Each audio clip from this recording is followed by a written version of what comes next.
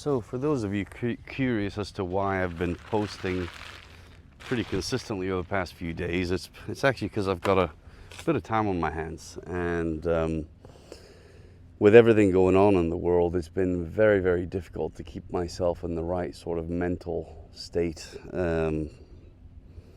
We do talk about mental health quite a lot, but I don't feel like enough people talk about it in a way that is beneficial to others. Mental health really is just trying to keep yourself healthy in terms of what kind of thoughts you're having.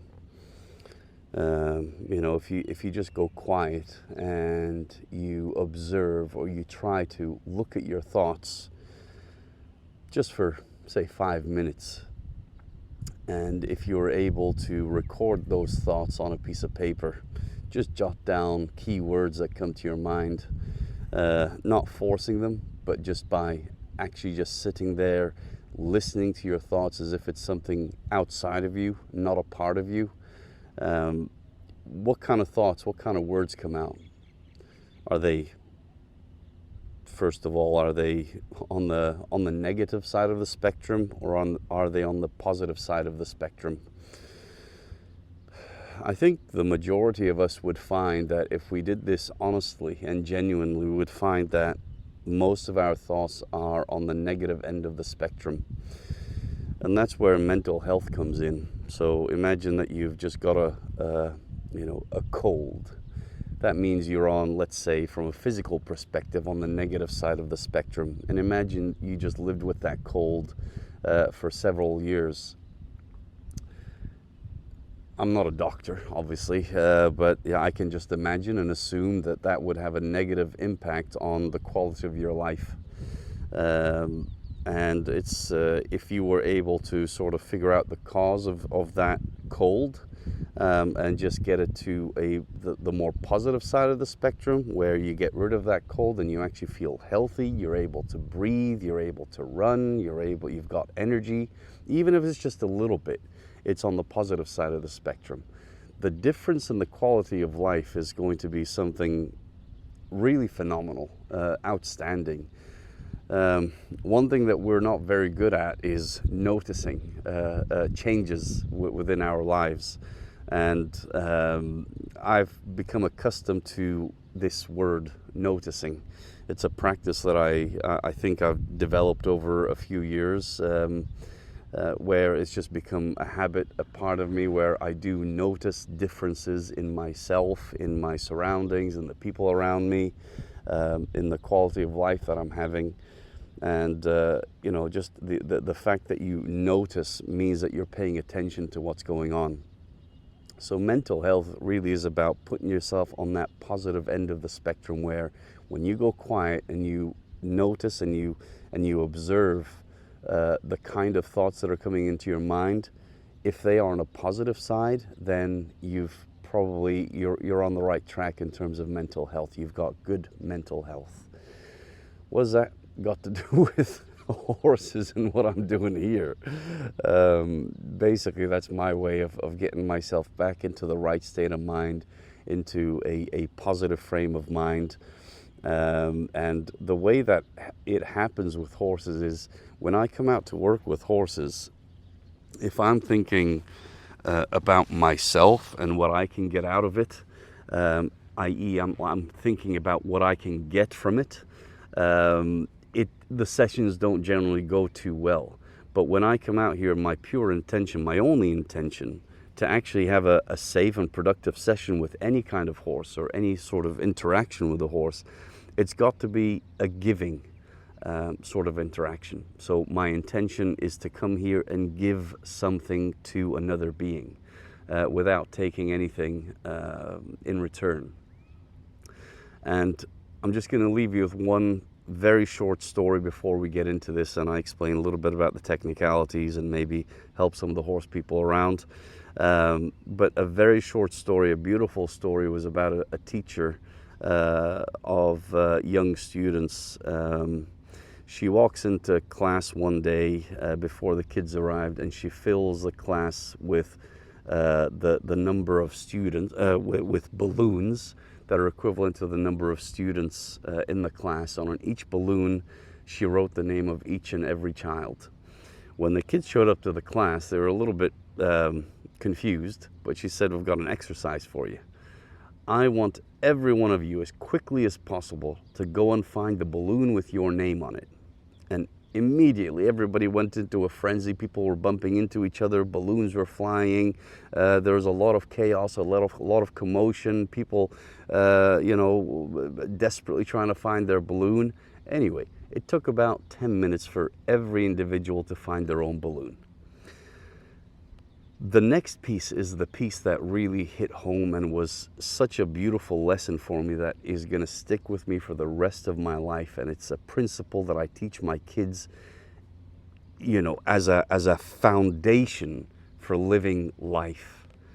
The next part of the exercise was, she said, "Okay, this time we're going to change it up a little bit. Last time it took you 10 minutes to find your balloon. This time what we're going to do is you're going to go ahead. As soon as I say go, your only responsibility is to pick up any balloon around you, read the name on that balloon, and then go and hand that balloon to that person." And as soon as she said go, within a few seconds, probably 15 or 20 seconds, every single child had their balloon. There was no chaos, there was no commotion, there was no balloons flying all over the place. It was a very calm, peaceful, and naturally beautiful process. The kids really didn't understand what they were meant to get from that. But then she said something wonderful. She said, "These balloons represent happiness. Whenever you're trying to go out and just find your own happiness, you're going to bump into a lot of people. You're going to cause chaos. You're going to be thinking about yourself and causing damage to other people for purely just to find your own happiness. And you probably will, but it's going to take a lot of time, or a lot more time than it should.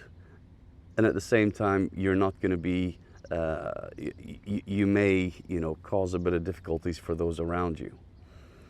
If you go out in this world and you try to give happiness to every person that you meet, then rest assured that happiness will come back to you in one way, shape, or form.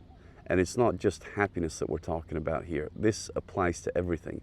Anything that you want in your life, anything that you desire in your life, don't go out and try to figure out how to get it. Go out and figure out how you can give it to as many people as possible. So if you want money, go and give charity. It doesn't have to be to all these massive organizations. It could be just $1 or a dirham or whatever it is, to a person in need, to a child that you see in the supermarket. Buy them a piece of chocolate or something. Go and call somebody up and tell them how much you appreciate them. All of these acts of kindness, charity, is going to really help you get exactly what it is that you want. So whatever it is that you want, go out and give it. Okay? So what I want right now is really peace of mind and peace inside of my heart. I want to be able to because what's happening in Palestine these days is just way too much for us to handle.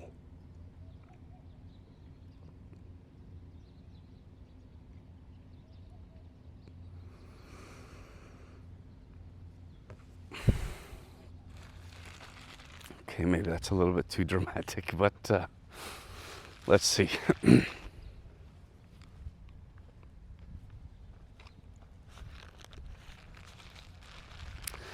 So with this beautiful being,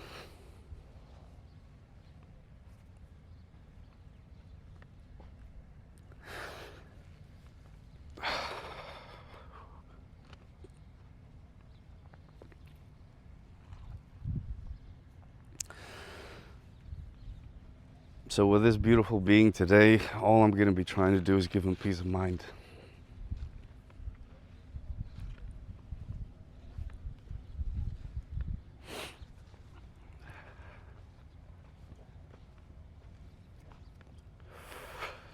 was embarrassing. One of the grooms showed up, and he's looking at me like, what the hell's wrong with this guy? Why is he? Thank God he left me. Whew.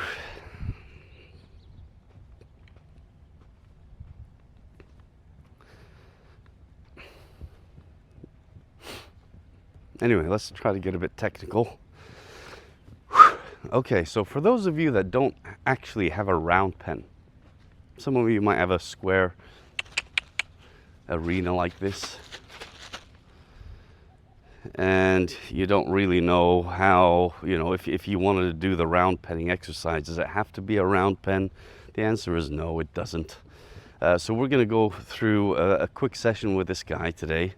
Again, two very basic principles, two buckets that I need to work on just to establish a nice relationship with him, where he eventually, once that bond is established, he will feel nice and relaxed on the inside. So those two buckets are, again, respect and trust. So I need to respect him, he needs to respect me. I need to trust him and he needs to trust me. But on that foundation, we can build a lot. We can start to actually communicate with each other in a very nice way, in a beneficial way for both of us. So right now, to develop respect, it's really about controlling movement, okay? Generating movement, changing the pace of that movement, and then redirecting that movement. So going forwards, backwards, left, right, and of course, stop. So right now, a very simple request from me is that he goes to the right, as he's doing right now. And when he's going to the right, I'm really not applying any additional pressure on him. If he, for example, here we go. So if, for example, he decides to start to walk, that means he decided to break gait or do something and take control of his own feet. That's when I'm going to apply a little bit of pressure in the form of a question or a suggestion and say, hey, how about we go back into that trot? And then when he gets back into that trot, I'm going to leave him alone, say, exactly. That is exactly what I requested of you. And I'll leave him alone. So horses, that you need some kind of a pressure to motivate them to think of doing something. But that's not how they learn. They don't learn from you applying pressure. What they do is they learn from that release of pressure. This is beautiful. I absolutely love this horse. I worked with him about 5 years ago for about 2 weeks. I don't remember so much about what we did and all the issues that we went through and etc., but I just remember that I loved him. So when I came to the stables today, I just grabbed him and said, hey, why don't we just do an impromptu session on round penning in a square pen? Okay, so now that he's very calmly going off to my right, I'm going to think of changing his direction.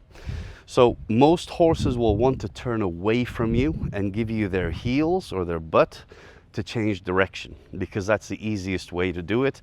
It makes sense from a natural standpoint that if you've got a predator in your presence, then you don't want to turn your face towards them, because it's going to have that additional fraction of a second to be able to turn and run if I was to do anything, aggressive or predatorial towards that horse. So he's an intelligent being that's been, evolving for thousands or hundreds of thousands of years. And he understands that it's just instinct. When I need to change direction or something, I'm going to do that with the biggest safety net that I've got, which is a protection, which is the back legs. So if he does that, I'm going to try to convince him that it's not the right answer. It's not what I'm asking. I'd like to explain to him that I can control the way that he moves and how he moves. And that I'd like him to turn with his face towards me and then go the other direction. So let's see what happens here. So here he walks. I'm gonna, there, just ask for that. Trot again. And I have been talking quite a bit and forgetting about the horse. So what I'm going to do is I'm going to change my angle of approach from sort of behind his shoulder here to in front of his shoulder to apply that pressure. And as soon as I feel like he's kind of looked at me, I'm going to, there we go. That was very nice. Very nice. I'll keep walking back. So there he gives me his butt. There he gives me his butt. I apply that pressure. Here he gives me his nose. There he gives me. Good. So let's try that again. This is good. There we go. Keep walking back. Keep walking back. Now change hands. Go that direction and release. So good. That was a very simple illustration, very simple example of what I mean when a horse gets a little bit confused. The first instinct is to turn away from you. Okay? And we were able there just to say, hey, when you turn away, there's going to be a little bit of pressure. That means you haven't found the right answer. And I'm going to keep that pressure with a little bit of feel, with a little bit of empathy towards the horse until I realize, until I feel like he's trying to figure out the right answer, maintain that pressure, and then as soon as he chooses something differently, which is what I'm looking for, I release that pressure, and he feels good.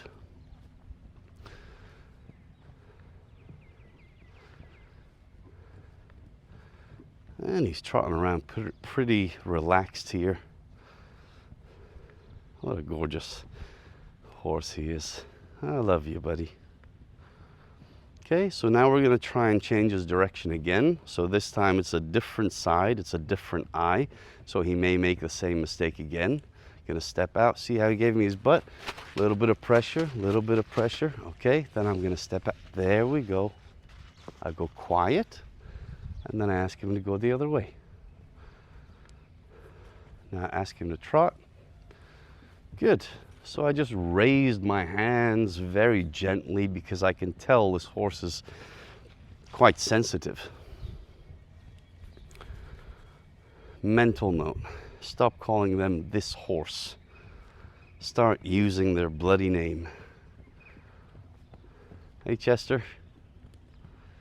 Okay, now let's see if he makes the mistake on this side again when I ask him to change directions.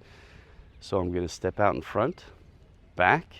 So he made the wrong choice there. Wrong choice. Good. And there you go, Chesyer. He's a bit confused. He's like, well, I don't know what to do. I'm going to say, that's fine. As long as you don't turn away from me. Ooh, beautiful. Beautiful, just like that, buddy.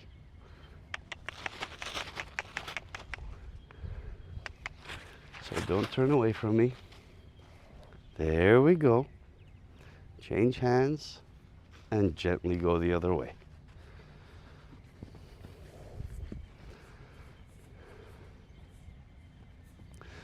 Now I'm going to test that out a little bit more. I want him to understand that we've both got good. We both understand what we're trying to do here. Good boy. Good boy, Chesyer. And let's see here. I'm going to step out and back. Good boy, Chesyer. Okay, now we're getting somewhere. Hey. So you see, when he gets the right answer, he doesn't lift his head and neck up and go off in a big trot. I know you want to roll, but let's just do a bit of work and then I'll let you roll. You can tell when he gets the right answer, and the pressure and the approach that I take with him is, in his mind, very respectful. And what's the word that I'm looking for?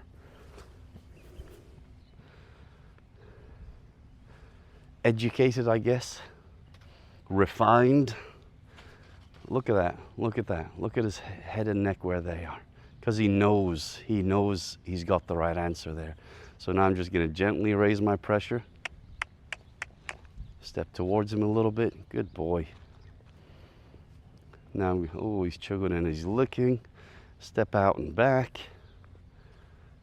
Good boy. He's asking right now if he can come in to see me.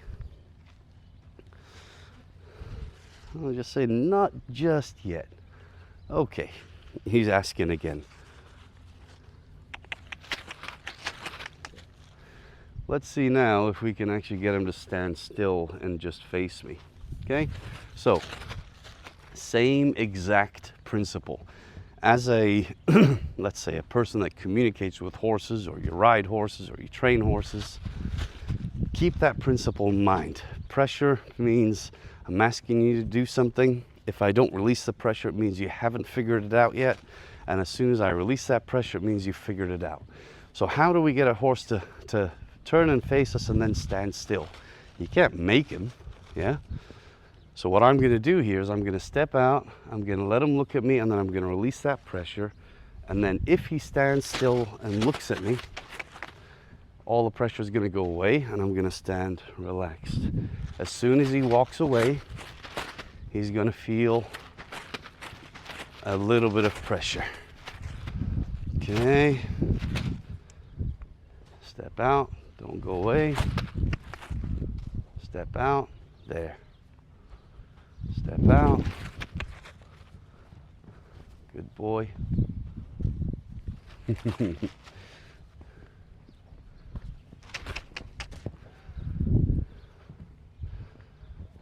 Just a little bit more motivation to think of something different. Hey, bud. Good boy. Good boy. Good boy. Good boy. Good boy. So I'm just going to stand here. So you see, as soon as he walks away or he turns away, I'm going to add that pressure. As soon as he turns to look at me, I'm going to release that pressure. As soon as he walks away, add that pressure. As soon as he looks at me, release that pressure. There we go. Good boy. I'm just going to stand here for a little bit. See, if he wants to come up to me, that's fine. If he wants to stand still. So you see how we work through that sort of problem solving using the horse's logic, the horse's language.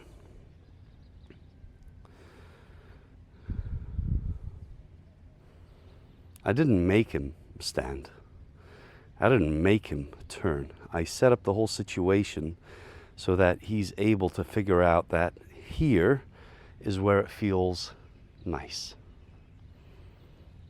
Now I've got this plastic bag and this stick in my hand right now. Oop, I missed that.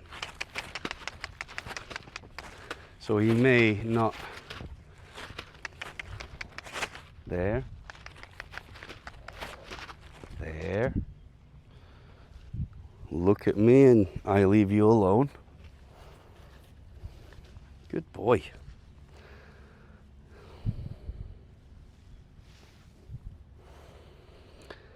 So this time what I'm going to do is I'm going to walk backwards in an almost zigzaggy motion, which is completely not what a predator does. You know, if I was a predator, I would turn towards him and walk in a straight line directly at him.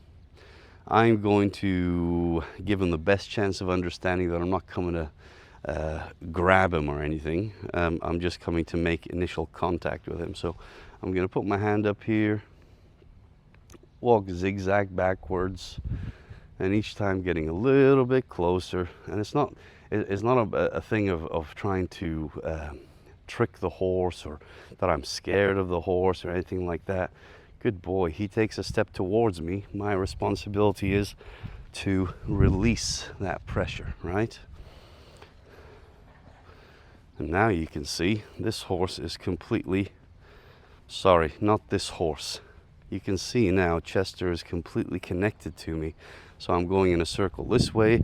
If I changed, then I went in a circle this way. Good. And it's almost as if I'm not even trying to keep him with me. I do want him, I want to test it to see, you know, are you connected?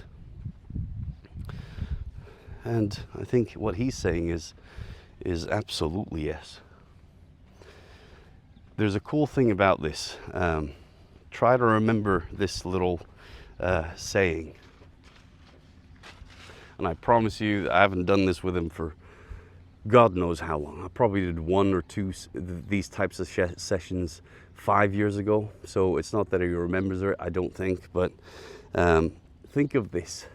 You initially go with the psychology of the horse, right? You work with the psychology of the horse.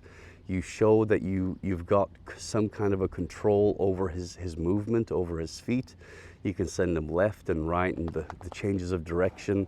And then you can also get him to stop in the way that you want him to stop. I'm gonna let him go, it's fine. And that's psychology. At the end, this whole following piece is biology. It means that he doesn't even know why he's following me, right? It's just his body telling him, hey, we need to follow this thing because he's controlled our feet. He's the number one. He's the dominant horse in the herd, and it's actually a good idea to stay close to this person. So start with psychology, and then you'll see that the biology takes care of itself. Is he going to come back and see me? He's standing at the gate. So he's standing at the gate asking me, you know, is it okay, I've done my rolling, I'm done, I'm sort of ready to go back to the stable. Is it okay if we go back to the stables? What I'm going to do now is I'm going to test this relationship to make sure that he's not stuck to this gate and that he's not following me just because I'm walking towards the gate. We're going to actually bring him here, and then I'm going to walk that way and see if he'll follow me away from the gate. So, but towards me, just a little bit of pressure, little asking the question. His head has gone up. There we go. You're going to come and say hi? Yeah, you're going to come say hi? So I'll go back here. Left and right, zigzagging. And the reason I put my hand up initially from a distance is because I don't want to get to him and then raise my hand. Sometimes horses, you ruin your chance of making it a really easy session by doing that if they're constantly running away at the wrong time. So here we're walking towards the gate. I'm just going to turn and I'm going to go away from the gate. Let's see how far he'll go with me, what his biology is telling him to do. So very nice. What if I stand here? Does he stand with me? He does. I'm going to turn, stroke him here, make him feel really good. Hey, Chester, buddy. I think we're both old men, right? We've seen a lot in our lives. We understand each other.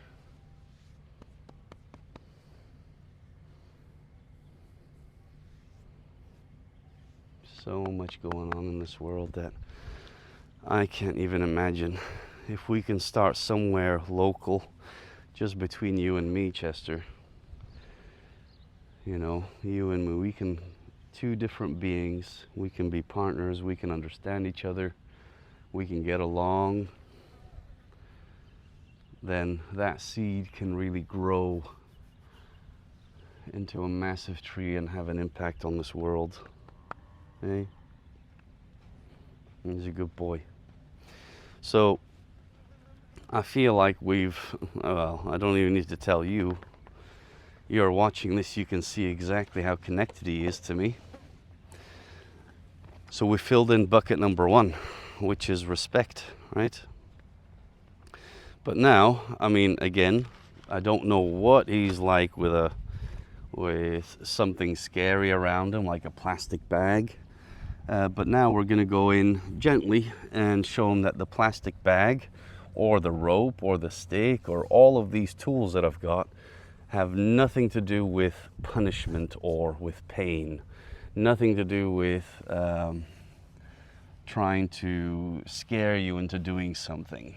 In fact, I need you to be completely trusting of me and my tools, but respect my request when I ask you to go. Does that make sense, Chesyer? That is my definition of partnership. You're a good boy. Okay.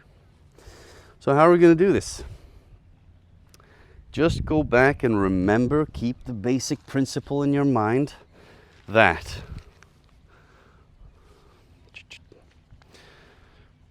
horses are motivated to think of an answer by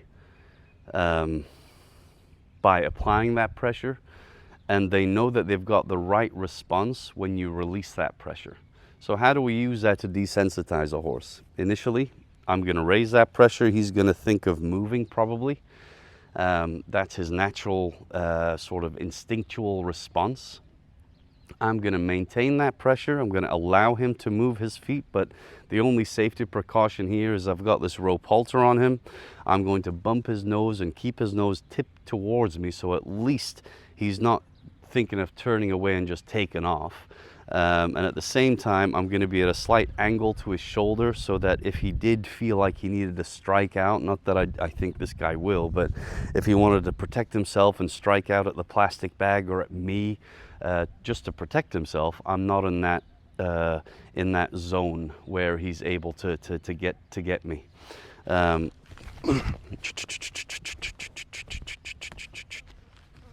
That's okay. He had a bit of a response, so did I. So initially I'm just going to give him this plastic bag. I'm going to give him the best chance to understand that we're not trying to lunge here. You know, I'm sure he's been lunged many times. So I want him to understand that right now, this kind of pressure is not about lunging, right?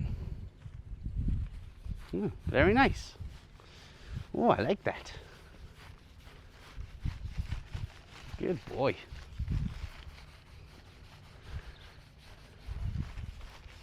Okay, so maybe he does remember what we did 5 years ago.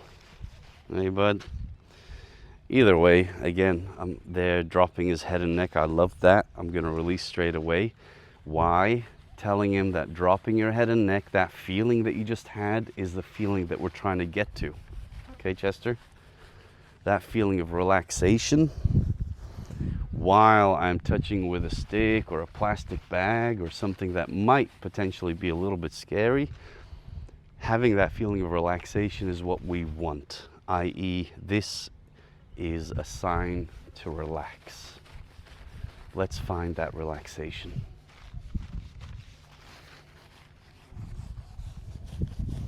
Good, I'm going to do that on both sides. It's okay. There we go. Release it there, because you didn't move. Release it there. Gonna go straight in. You are a man's man, aren't you, bud? You are a man's man. That's it. You deserve to be dressed up in the nicest saddle and be taken all over the place so you can show yourself to the world. You also strike me as the kind of guy that would be the big giant that stands up for all the innocent children in the world. You and me can go out in this world and go catch all those bad guys. All those bad guys. And I would be the one in your presence also sort of taking some of that glory as well, just because of you. Okay, so now that we've touched him on this side, we're going to increase that pressure a little bit. Hey, hey, hey. Don't move. Don't move. Okay, so now that we've got this, I'm going to start increasing that pressure like this. So now there's a bit more movement. He's thinking he has to move. There he stops his feet. I release that pressure.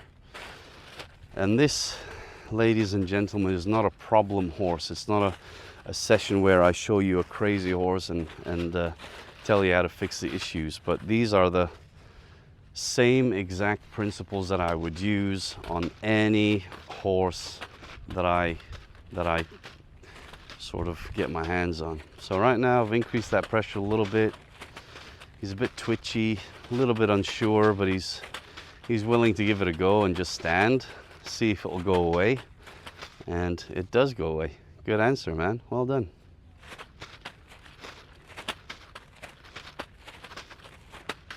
Good boy.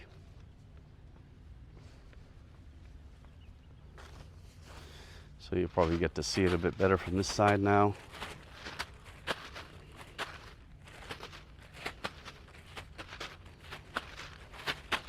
So you can see those two buckets are what we're trying to fill in. First bucket was respect, getting movement and controlling that movement. Bucket number 2 is getting that trust. So there's some sounds going on in the background behind that wall. Getting a bit interested in what's going on, so I'm just gonna wait. I need that feeling. There we go, that was nice. Blinking his eyes. But his head is a little bit high for me. Let's see if we can just wait a little bit for him to drop his head just a tiny bit. Yeah, it's okay. Good boy. Good. Final thing that we're going to be doing.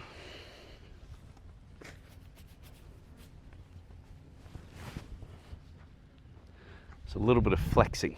So let's see if we can, even though we're in a bit of a corner here. Good boy. We're going to flex him a little bit. So here's how you would teach a horse how to flex. First of all, why is it important to flex? The more a horse is able to, bend his head and neck like this, it will tell you that the horse is in a state where he is a little bit relaxed. Any horse that you find that has his head and neck all the way up in the air, whether it's an Arabian or any other kind of a horse, I mean, some Arabians, okay, generally, and he looks like the type of horse where he holds his neck quite high. But the more you do flexing with them from side to side like this, so you're going to pick up, touch, release, touch, release. He remembers this from 5 years ago. MashaAllah. Good boy. So slide my hand down. I'm going to pick up very gently like this and just ask him to give with his head and neck, with his nose. There we go. You see where the head and neck goes?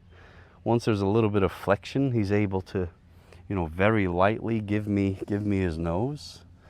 His head and neck go down. There we go. You see this? Honestly, he's almost falling asleep now. Yeah, nice release, eh?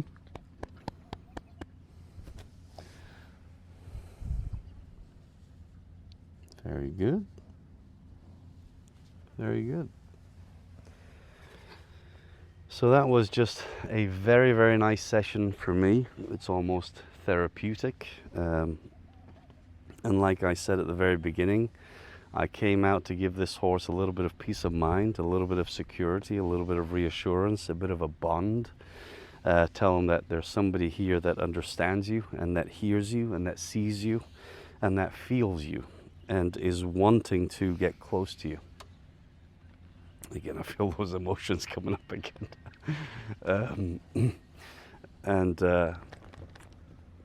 It's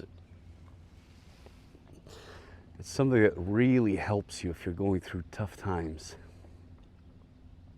You don't need to be the world's greatest horse trainer.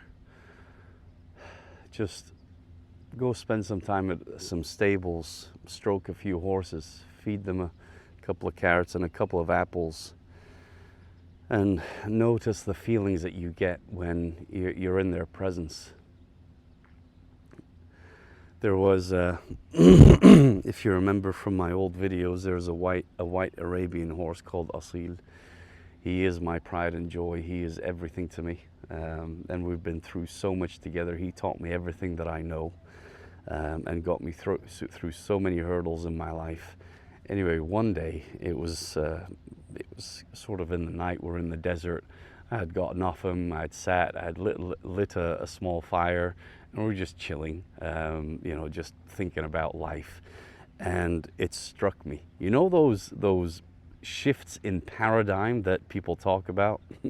So the entire time that we were together, I was thinking that I was the knowledgeable horse trainer that was here to teach him about life and teach him all these different maneuvers and things that we can do together, and that he listens to me, and that, you know, finally I've brought him up to a level of education that he can understand what, you know, I'm saying as a more intelligent being. All of a sudden, somehow I saw something magical in the horse. I felt that I was looking at an extremely wise old man that knew everything about life and had always known everything about life, and that he saw me as this young child, and he said, "Hey, kid, come here.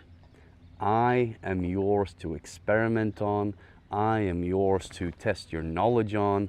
I am yours to help you figure out what life is all about. Do with me whatever you want. I will remain patient, because I know at the end of the day you will learn things that you would have never learned if I was not here." So he turned from being this less intelligent being to being a gift from God that was sent with all of the wisdom and all of the knowledge in the world, in a form that allows me some access to that. And that was the initial start of getting rid of something called the ego or arrogance in myself. Anyway, I could keep going on and on about all these things, but I think it's enough for today. So if you've got a round pen, you can do round penning. Keep the principles the same. Each time you work with your horse, whether you're riding them, you're feeding them, you're grooming them, you're leading them from one place to another, always fill in those two buckets in every single session that you do. Those two buckets being respect and trust. And here's hoping that on this day, everybody will start to think of those two basic pillars as the foundation of every relationship we can have with each other throughout the world. Until next time, thanks and take care. Opa!